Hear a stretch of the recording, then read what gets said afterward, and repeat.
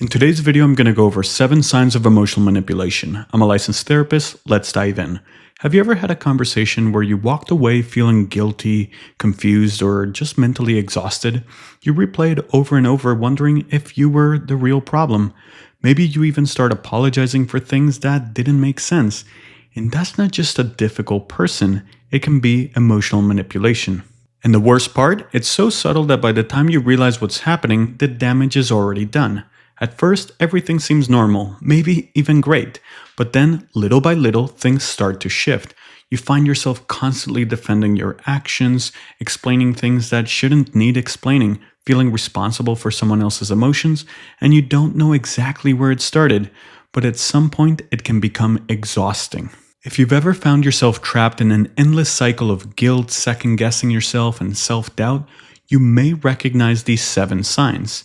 Number 1. Playing the victim.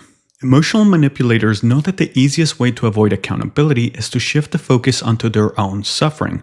They don't take responsibility for their actions because, according to them, they're the real victim here. This could sound like, I know I hurt you, but I've just been under so much stress lately. I wouldn't have acted that way if you had just supported me better. I know I lashed out, but do you have any idea how hard things have been for me? Now, let's be clear, sometimes people are going through hard times. The difference is how they respond when you try to set a boundary or address something they did wrong. A healthy person might explain their stress, but still take accountability. An emotional manipulator, they make you feel guilty for even bringing it up. Now, let's be clear, sometimes people are really going through hard times. The difference is how they respond when you try to set a boundary or address something they did wrong. A healthy person might explain their stress but still take accountability. An emotional manipulator, they make you feel guilty for even bringing it up. They turn the situation around so that instead of addressing their behavior, the conversation is now about how you should have been more understanding. Instead of them apologizing, you're the one comforting them. And if this keeps happening, you'll notice a pattern. Whenever they hurt you, somehow they always end up being the one who needs sympathy. And here's where it gets worse. Let's say you start pulling back because their behavior has been toxic. Suddenly, they're in crisis, they're struggling, they need you, and if you walk away, you're abandoning them in their time of need. It's a trap. Here is how to recognize it. Do they always seem to be the victim in every story they tell? Do they flip the situation on you whenever you try to express frustration? Do you find yourself feeling guilty even when they were the ones who hurt you?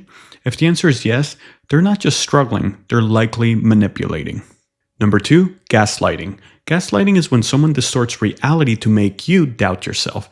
It's one of the most dangerous forms of emotional manipulation because, if done effectively, you won't even realize it's happening.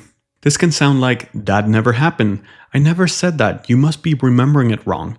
You're being crazy. You always exaggerate things. At first, you brush it off. Maybe you misheard. Maybe you misunderstood. But then it keeps happening. You start second-guessing yourself. You find yourself apologizing for things you were sure they did. And after a while, you lose confidence in your own judgment. This happens in relationships, workplaces, and even families. A parent tells their child, "You're imagining things. We never treated you unfairly." A boss tells an employee, "I never promised you that promotion." A partner insists, "You're being paranoid," and it's incredibly effective. Because once you start questioning your own memory, your own reality, you become easier to control. Instead of trusting your instincts, you start trusting them. Instead of pushing back, you hesitate. Here's how to recognize if gaslighting is happening. Do you find yourself keeping notes or screenshots to prove your own memory?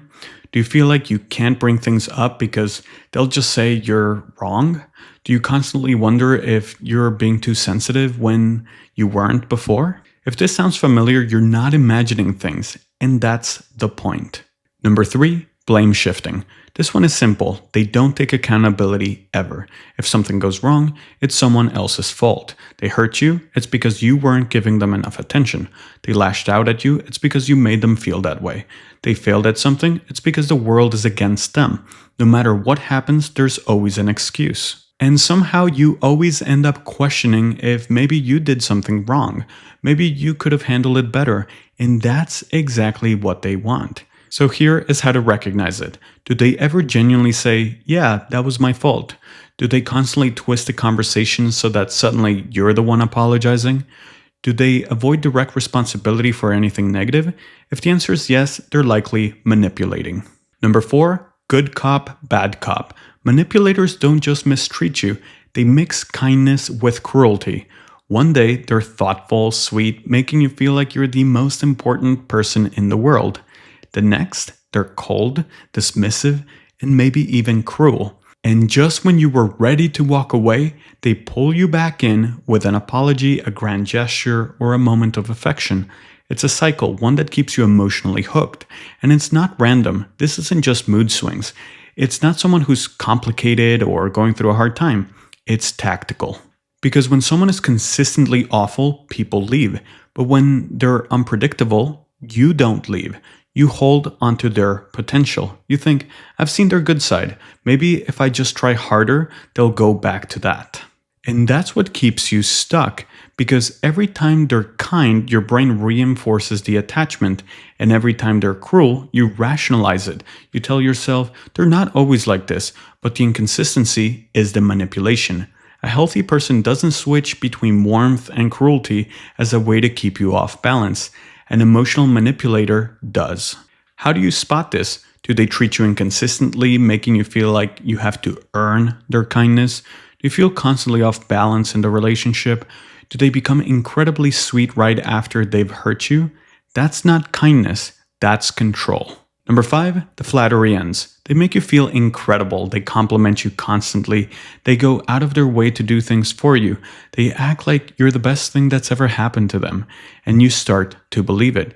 You think, this person really sees me. Then it stops. Not gradually, it just stops. One day they're distant, less affectionate, less engaged, maybe even indifferent. And now, instead of feeling secure, you start chasing their approval. You wonder if you did something wrong. Maybe you weren't as affectionate lately. Maybe they're just stressed. Maybe if you put in more effort, they'll go back to how they were in the beginning. And that is the trap. Because the kindness was never real. It was a tool to get you invested. The moment they saw that you were hooked, they didn't need to keep up the act anymore. And if you start pulling away, they turn the charm back on. But not because they care, because they sense you slipping. And the second they have you reeled back in, the cycle starts again. So how do you recognize it? Did they love bomb you in the beginning only to act indifferent later? Do they only seem kind when they want something from you? Do you feel like you have to earn their affection? That's not love, that's manipulation. Number 6, guilt tripping. Guilt is one of the strongest human emotions. And manipulators know it, because guilt makes you question yourself. It makes you feel responsible for things you shouldn't feel responsible for. You set a boundary. Wow, I didn't realize you were so selfish. You say no to something. I guess I just expected you to care more. You don't respond right away.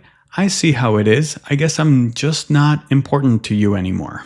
It's never direct. It's not a conversation where they say, hey, that hurt my feelings. It's subtle, loaded statements designed to make you feel like you're doing something wrong, even when you're not. You start second-guessing yourself. You wonder, am I being a bad person? Am I not doing enough? So you overcompensate. You apologize when you didn't do anything wrong. You agree to things you don't want to do just to keep the peace. And the more you give in, the easier you are to control. So how do you recognize guilt tripping? Do you feel guilty for doing things that are completely reasonable? Do they make vague passive-aggressive comments instead of being direct? Do they feel like you're constantly walking on eggshells around them? That's not your guilt. That's their control. Number 7, isolation. This is the final step. Once an emotional manipulator has you alone, they have complete control. At first, you don't think much of it, but little by little, your world shrinks. You start seeing your friends less. You pull away from your family. You stop reaching out to people because somehow it always turns into a problem. And by the time you realize what's happened, you are alone. This is where the real damage starts. Because when they are the only voice in your life, they get to rewrite reality. If they mistreat you, there's no one to challenge them. If you question their behavior, there's no one to tell you it's not okay. And because they've made sure you've distanced yourself from people who care, leaving feels impossible. But it's not. So how do you recognize that they're isolating you?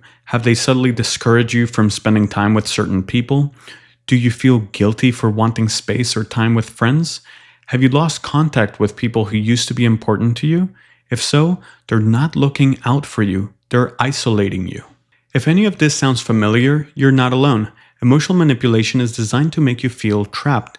It's not just about control, it's about confusion. It's about making sure you're so emotionally exhausted that you stop fighting back.